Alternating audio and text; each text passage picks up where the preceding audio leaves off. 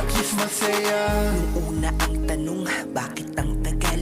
Dumating ng tao na sa akin ay magmamahal. Inip na ako, pagod na din po magdasal. Kakapagod din namang solo akong namamasyal. Ngunit ako'y napaisip, teka, hindi naman masama to, diba? Ang ating araw ay mas tahimik kung nabubuhay tayo mag-isa.